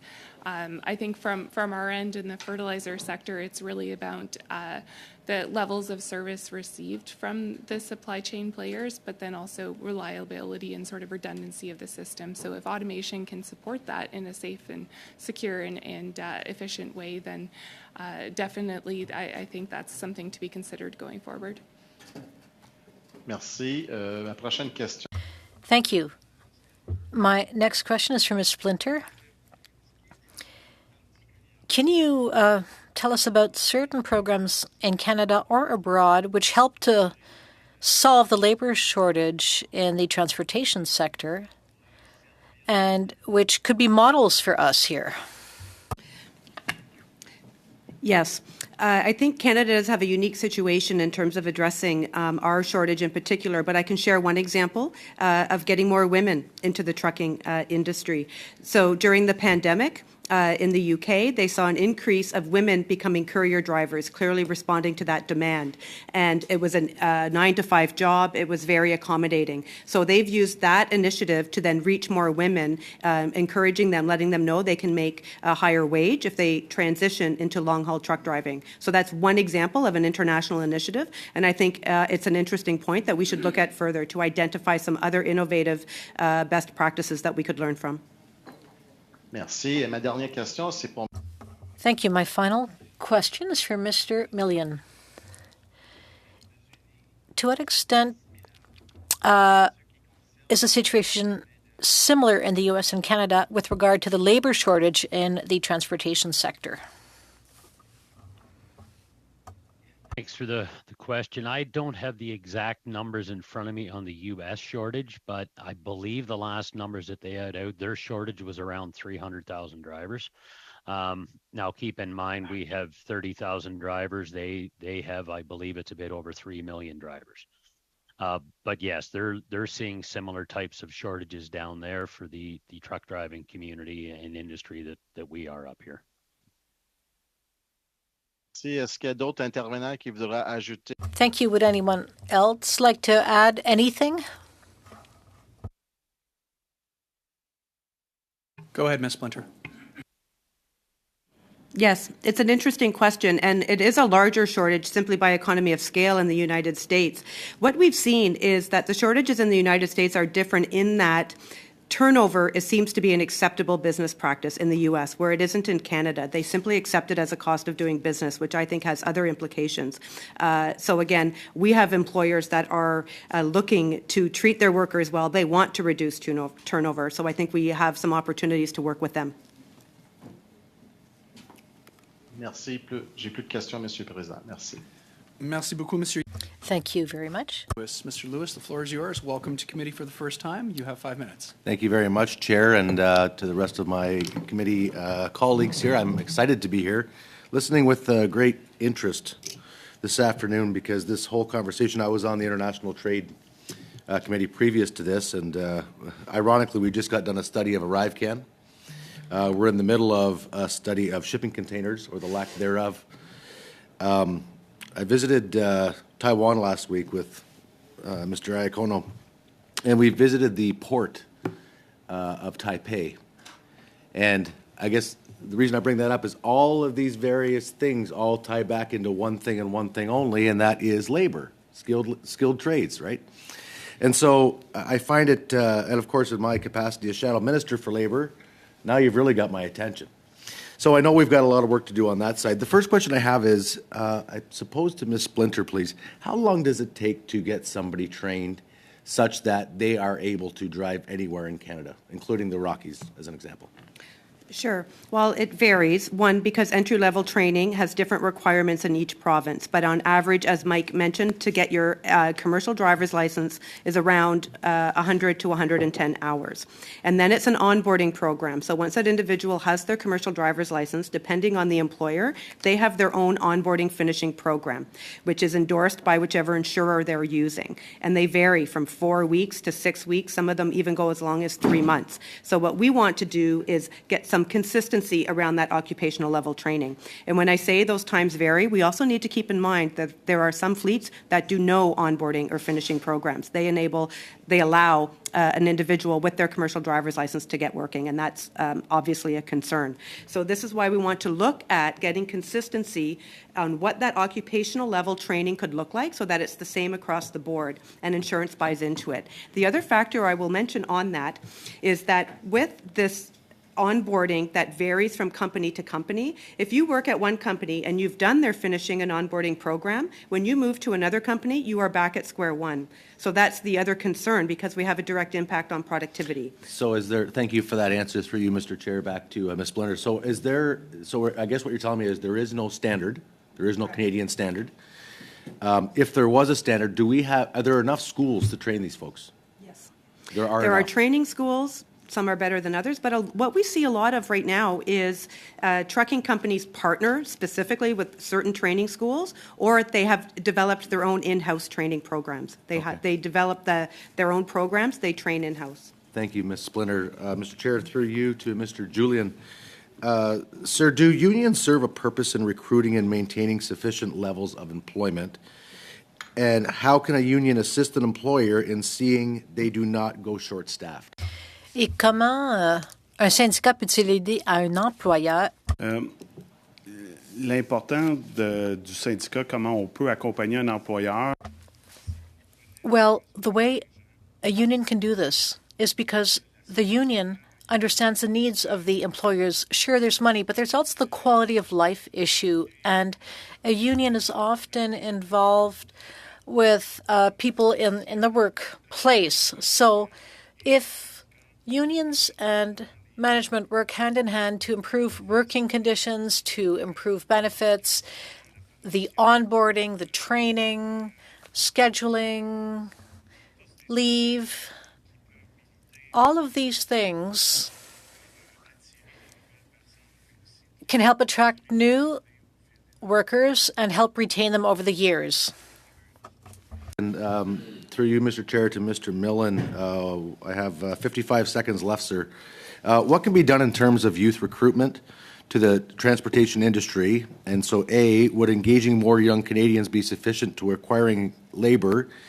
And of course, we have heard that women is a group that we should be targeting. Are there other groups that we should be targeting as well? 35 seconds. So what can be done for youth is to make sure they understand there's a viable career path there and that they're actually going to be able to get a job when they get through. Because a lot of them right now simply, even if they know there's a path there, don't go through the training at 18 years old because they know it's unlikely that they're going to get hired. Other groups that we can access, in addition to women who only represent 3% of our workforce, Indigenous groups, other underrepresented groups in our industry are certainly ones that we need to reach out to encourage to get into this industry. Thank you very much, Mr. Lewis. Next, we have Mr. Rogers. Mr. Rogers, the floor is yours. You have 5 minutes. Thank you. Thank you, Chair. Welcome to all of our guests today. I commented to them when I entered the room. It's nice to see people in person again.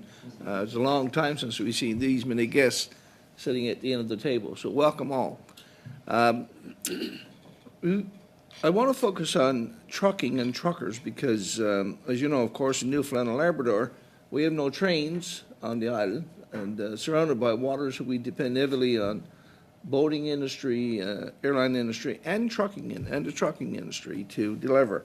And I know during the first year of the pandemic, for example, people realized the value that they bring in terms of the supply of groceries to the island, medical supplies, and on and on and on. So, that certainly elevated the profile and the importance of truckers in the province, and people appreciated the extra effort they put in to get things done. So I want to ask, how is industry, considering all the shortages we have of 30,000 plus, how is industry promoting careers in these fields, and what could they be doing better? We'll go to Ms. Splinter and then maybe Mr. Millian. Sure. Thank you. We actually did research on this. We did research on what millennials think of our industry, what would make them attracted to our industry. And what we learned through that research is that there is a pool of workers that are interested in working in trucking and logistics, and we just need to better reach them. We need to reach them where they're most comfortable on social media. So the Canadian Trucking Alliance is embarking on an image campaign to address those issues and reaching them in those places and highlighting the themes themes that we know will resonate with them.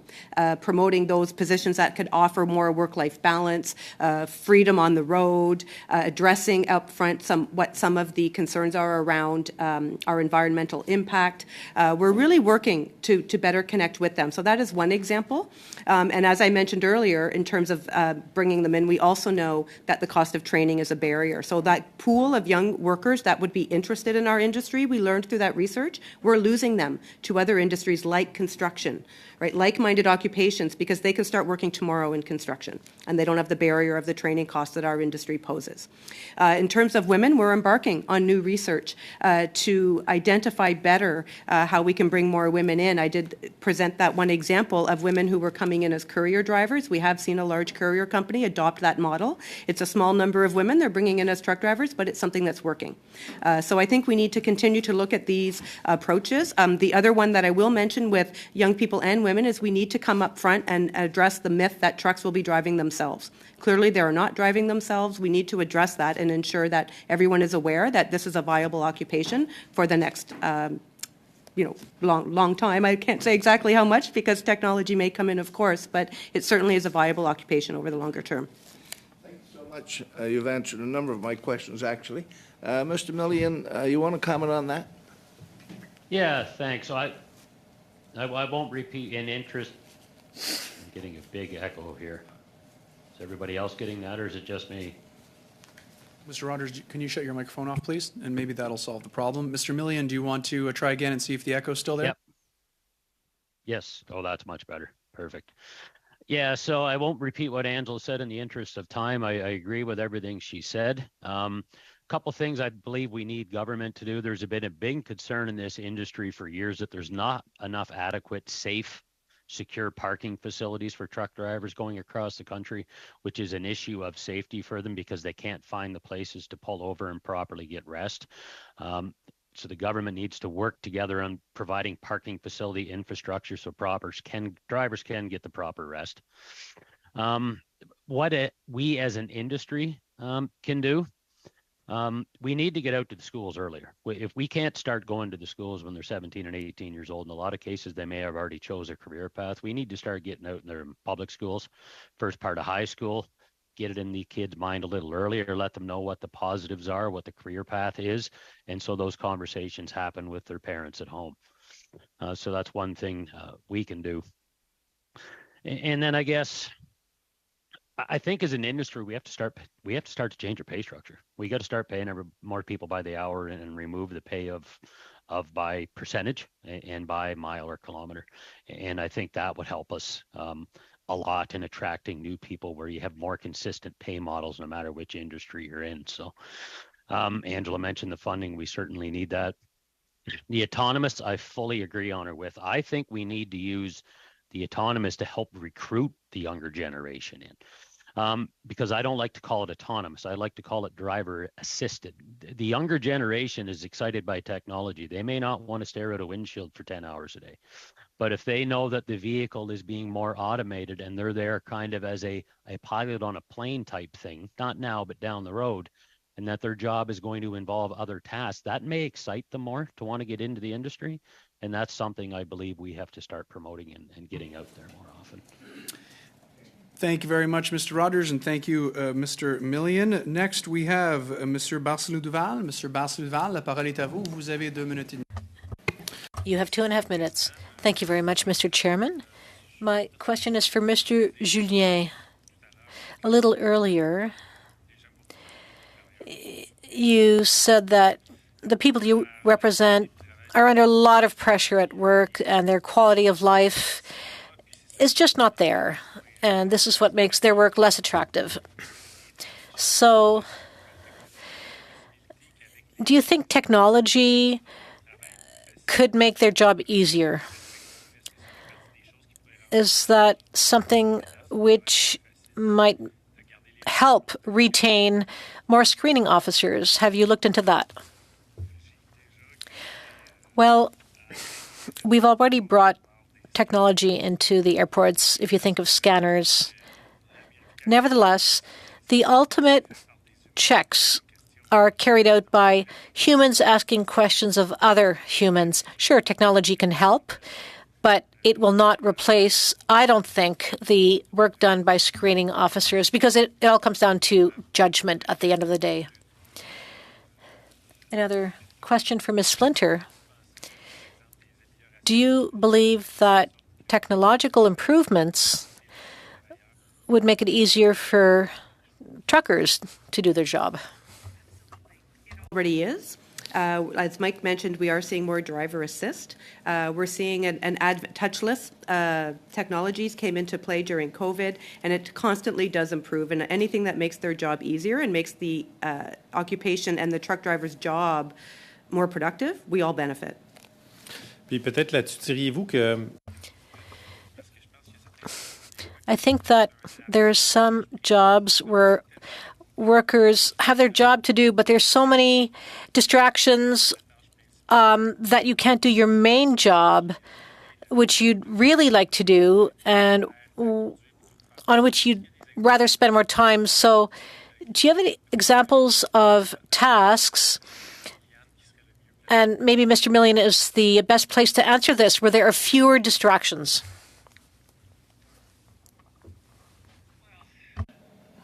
I think the biggest distracted driving is an issue in society.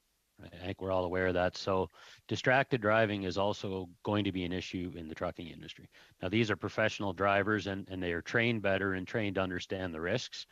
But truck drivers are part of society. And if we think that truck drivers aren't out there driving distracted from time to time as well, I think we'd be mistaken.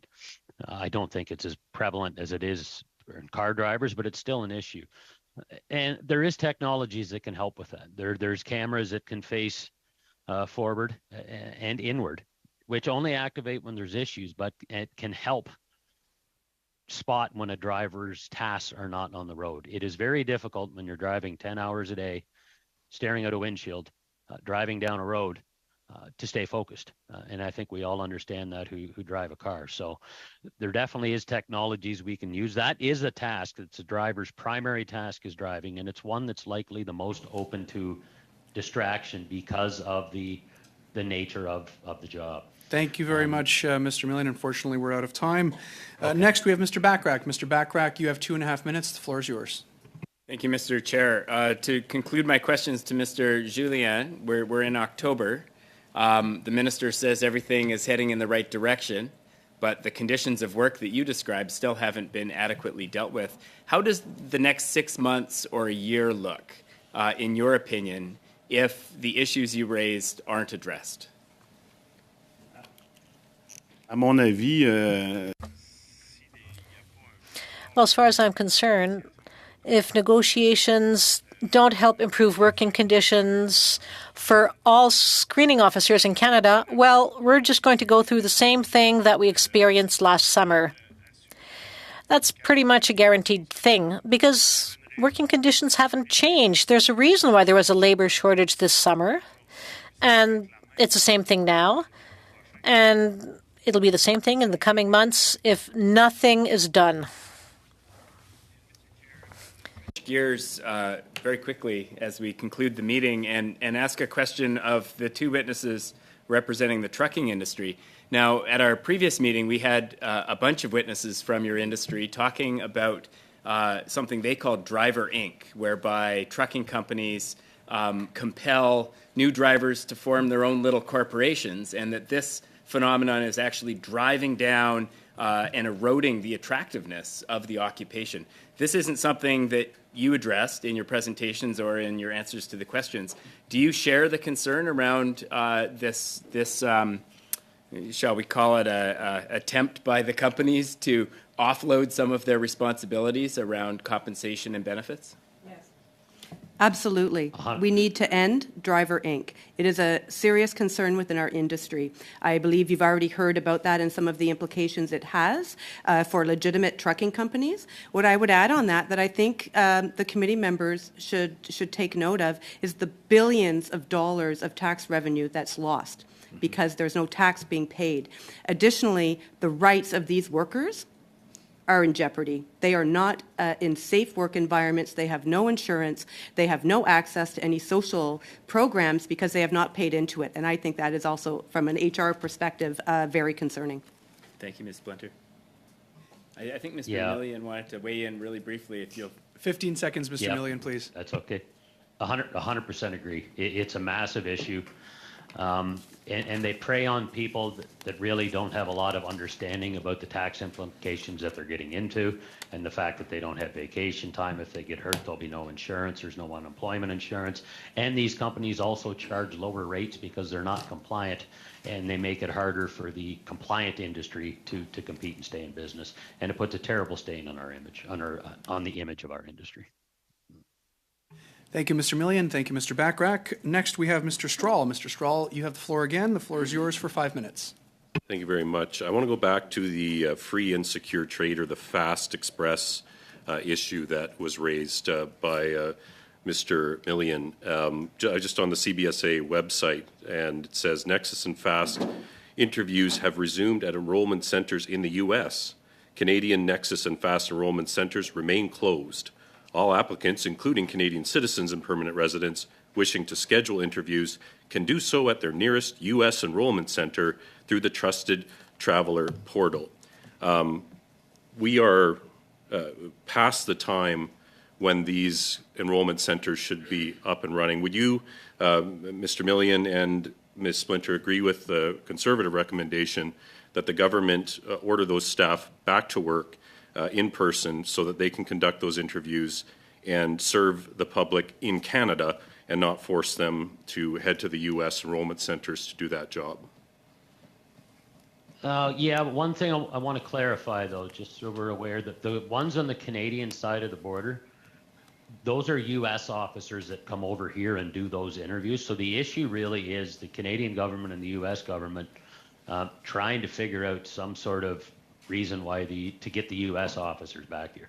Because at the land border, for a Canadian crossing into the U.S., they actually do their interviews on the U.S. side of the border. And for an American coming into Canada, they do their interviews on the Canadian side of the border, with their officers being over here. And there's been some tie-up politically up top that is preventing this from happening in our country. Okay. Ms. Splinter, same issue, same concern with that program? The work that we do, I'm not involved on border issues. The only thing I would add on that is simply anything that can help alleviate the issues and the bottlenecks is needed. Okay, I did want to go to our agricultural folks. I've been sitting patiently there for a long time. I was told that CP Rail only met 61% of hopper car commitments the week before Thanksgiving. Was that a labor issue, or is that, certainly isn't a weather issue in my neck of the woods, but have you had an explanation as to why that number has reduced, and what worries does that number give you, given that the weather has been stable, above, warmer than average, certainly in British Columbia? What are you hearing about that, and are you concerned about, we've heard 12 labor contracts expiring, 8 by the end of the year, I understand. So can you maybe just talk about that? That number was quite a bit lower than the week before, and I wondered if there was a labor component to that. Yeah, I'll start and ask Steve to weigh in. CP moves roughly 50% of all the grain from the prairies to the Port of Vancouver. October, November, December are big months for moving grain, so that is certainly a concerning signal. But maybe I'll ask Steve if he's got any more details as to the causes, because there was no labor or inclement weather to my knowledge. Yeah, that's right. I would say that those of us in the industry and who watch and monitor this and analyze it, there's no specific one thing that can be pointed to. It is leaving analysts that the now 4 weeks of kind of suboptimal performance is leaving us scratching our heads as to why. But certainly, as you noted, we've got now 4 weeks of some disappointing service from CP, and as we are in that peak movement period, it is starting to become troubling and getting more people's attention. And on those, obviously there's always a push and pull between the companies and unions. Obviously, the closer it gets to the end of a contract, the more leverage a union has, and there's maybe not the incentive for a company to negotiate until those contracts are almost up. How hopeful are you? What signs are you hearing from both the rail companies and the unions that they are They both understand the catastrophic impact that a work stoppage would have on the Canadian economy and the supply chains. Are they close? Are they? What is the anticipation as those contracts are set to expire at the end of the year? I can start. I think we are concerned that there will be additional instability in the labor industry. And as has been noted, it's not the date of stoppage. You start curtailing operations a week or so leading up to it. A week of downed rail capacity can be a month to recover. But I'll see if Steve has anything more specific to answer. But certainly concerned when we have that many happening. So we obviously like to see longer durations of labor contracts to provide some more stability because, I mean, canola, we export about 60% of the world's supply. Australia is our biggest competitor, the Indo-Pacific region. They've got a huge geographic advantage on us to the out, and we've had significant deterioration of our international reputation as a shipper because of these things, whether it's rail blockades or labor shortages. But Steve, do you have anything else to add? Certainly, there are a number of these contracts that come up in any given year, and it's only occasionally when they get to the point of an actual labor action. And certainly, we've seen back to work legislation several times in the last 50 or 60 years, most recently 2012. But it's certainly, again, getting to that point, the reverberations, as we talked about in our testimony, the second and third order effects, not good for anyone, certainly not good for the country as a whole. And if, again, this is one area that's within our control as humans and as individuals, and I think we need to think about ways to respecting the law, but still provide that confidence not only to the shippers, but into our international customers and our reputation. Thank you very much, Mr. Pratt, and thank you very much, Mr. Strahl. Finally, for today, we have Mr. El-Khoury. Mr. El-Khoury, the floor is yours. You have 5 minutes. Merci, Monsieur le Président, et bienvenue. Thank you, Mr. Chair. Welcome to our estimated witnesses. Thank you for accepting to be here with us today to answer our questions and to provide us with some recommendations. My first question is with Mr. Pratt. How can we attract the underrepresented groups so that they would start a career in the transportation industry? What discourages them, and what could we change to attract these underrepresented demographic groups?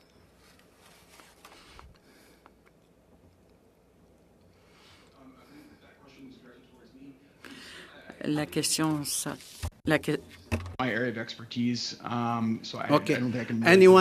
Anyone could answer this question, please? I could repeat in English if it's not No, I clear. understand you're asking how we can better attract underrepresented groups into transportation occupations. So women, youth, visible minorities. I think there's a lot of work that we've done in this area. I cited some of our youth research already, more work that we can do around women. The research that we've done is very specific to our sector.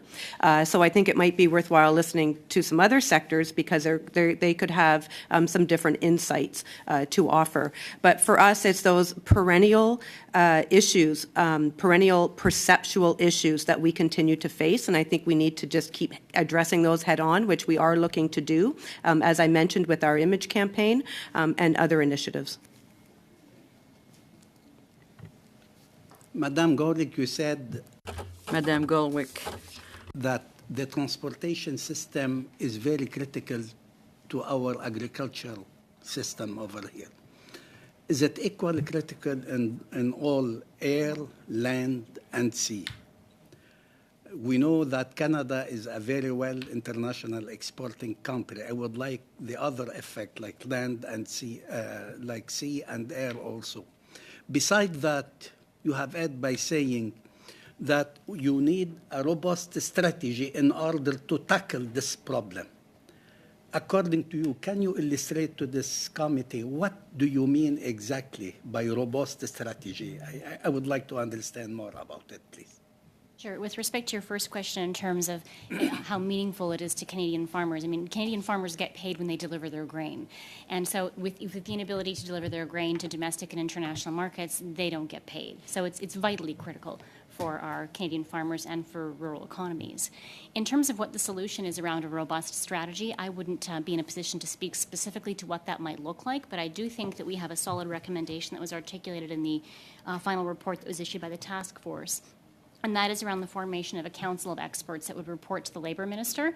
And I think that agriculture should have at least one representative at that table to inform that conversation, because I think, back to Mr. Pratt's point, we can't continue to look at some of these issues related to work stoppages one at a time. When you're facing 12 over the course of a 2-year period, we require what the report said is a fundamental paradigm shift in the way in which we're dealing with these.